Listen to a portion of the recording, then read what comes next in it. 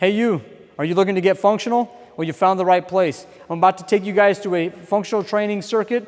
This is going to incorporate all planes of motion. Human beings are multi-dimensional beings, and you need to train yourself as a multi-dimensional being. If you're out there doing the weightlifting, the back squats, any of that stuff, you got to be really careful because it's going to turn you into a rigid robot that's going to keep you in the sagittal plane. We are multi-dimensional. Humans undulate. We do different types of ranges of motion as it relates to moving with the body, and so it's going to be incredibly important for you to consider when you do these any forms of functional training is that we're accounting for the dimensions that are found in reality. And so what I'm going to do right now is show you guys some amazing stuff that you can do simply with just a dumbbell, a medicine ball, and a pulley machine. These are all things that you can find at a gym. If you don't have a pulley machine available to you, this is an MP trainer. What you can do is just go to a park, take a resistance band, and get somewhat of a similar effect. Obviously, a pulley machine will be ideal, but if you don't have a pulley machine available, like I said, just grab a resistance band and get up and go.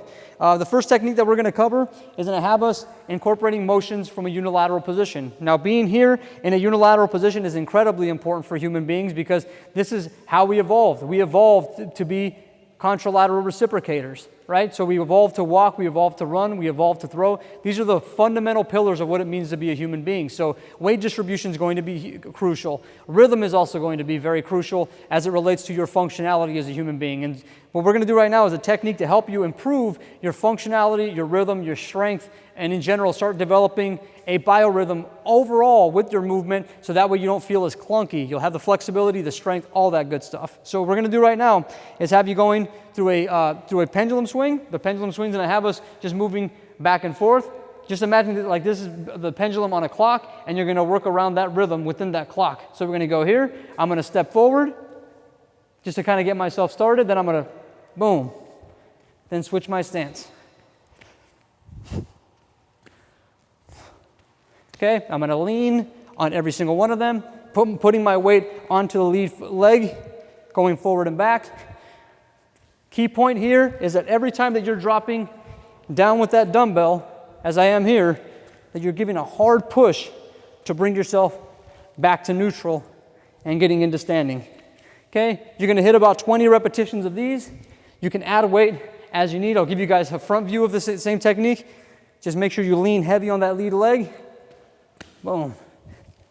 Okay, this is going to be targeting your glutes, hamstrings, calves, in general, your posterior chain.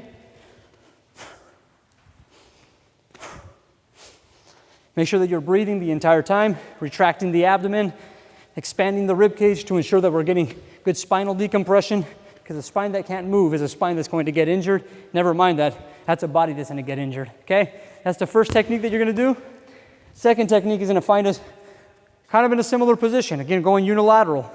Again, we are primarily contralateral reciprocators. We're meant to have our weight distributed to one leg over the other. This is how humans evolved, and we need to train ourselves in relation to that. So again, we're going to be leaning here over this leg. Then what I'm going to have you guys doing, I'll actually come over here to the end of this room. I'm going to step and slam.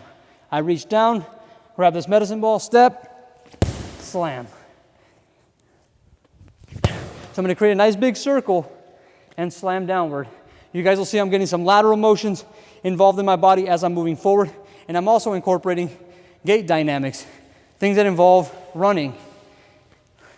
These are mechanisms that exist in the human body, and we're building on those mechanisms with this technique. I'll give you guys a back view so you can see what that looks like. I'm going to be leaning heavy on this lead leg. I'm going to do a nice big circle, slam, and then switch to the other leg.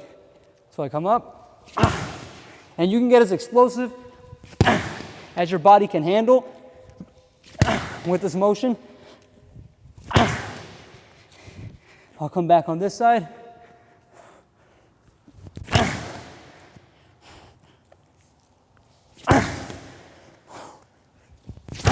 You see I'm getting a nice long stretch and generating force on each one of those motions. I'll take it over here to the transverse plane. Again, it may look like an illusion that when you walk and you run that you're going to stay linear like this, but you're really not.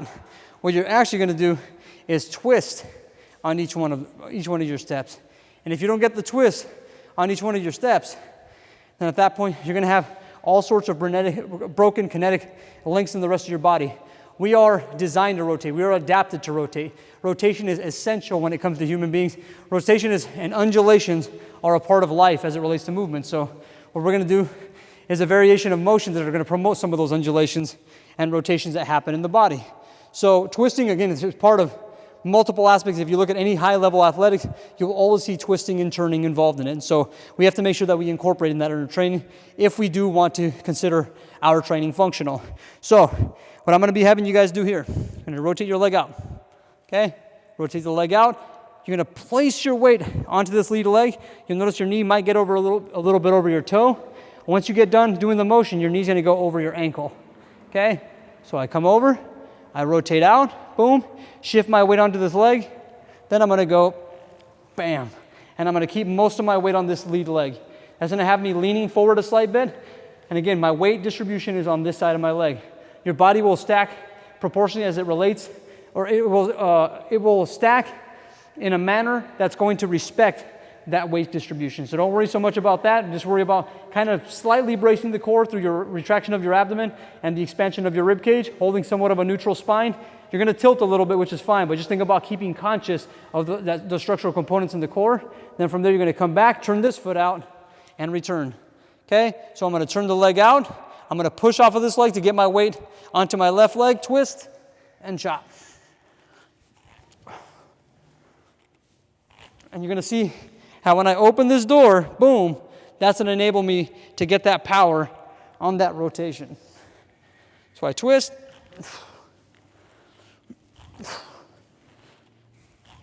Now you can do that on both sides. I'm not going to cover that now so I don't lengthen this video out more than it needs to be. The next technique that we're going to cover is an encompass lateral movement. It's going to have us moving here because lateral movement is also a very big part of life. You have to balance yourself in the lateral plane. But never mind that. Lateral movement is never just lateral movement by itself. There's multiple aspects to lateral movement that help create balance and counterbalance. Anytime I shift something one way, my body's going to shift something another way. But I'm also going to rotate along those lines. So whenever I'm thinking about doing my movements in general, I'm thinking about how does rotation fit to that lateral motion. So what we're going to do is an exercise right now that's going to fit the rotation with the lateral motion. So what I'll be doing here is I'm going to be standing with my feet centered. I'm going to step out and turn my foot outward again. Similar to what I was doing before, I'm going to lean heavy on that leg, and then I'm going to quickly chop, boom, and end up here. I'm leaning off to the side. I'm going to bring my hand back, across, then I'm going to go to the other side, boom. And I'm going to push hard off of that leg. I jump hard off of this leg, and then I jump hard off of this leg, and that brings me over to the other side. Then boom, I'm hitting that. Obliques are getting a really, really good workout right now.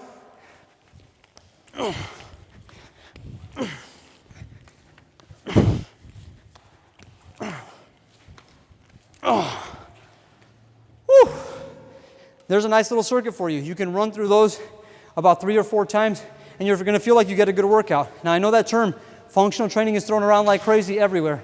Keep this in mind. Unless it's helping preserve your health and unless the strength applies to reality, you're not developing strength. There's a lot of people who have hijacked the term functional training and said, you know what? It's a barbell being on your neck and you're going to squat up and down. That is not the case at all. There is no evidence to suggest that in any way, shape, or form, traditional weightlifting actually enhances performance, specifically as it relates to running. The gains are very, very minimal, and we have to be very, very responsible with the way that we interpret the research from the scientific studies. So just keep in mind that there is a way to train functionally, and the way that you train functionally is by encompassing all the dimensions that are involved in reality, right? There's rotations, there's shifts, there's motions coming up and down, but they all at some point come together. And that's specifically what makes functional patterns unique from other training systems. So I do hope that you guys enjoyed this video. Be sure to tune in for more videos here in our newsletter. I'll see you guys very soon with some more. This is Naudi Aguilar at Functional Patterns, reminding you to train intentionally and not habitually. Take care.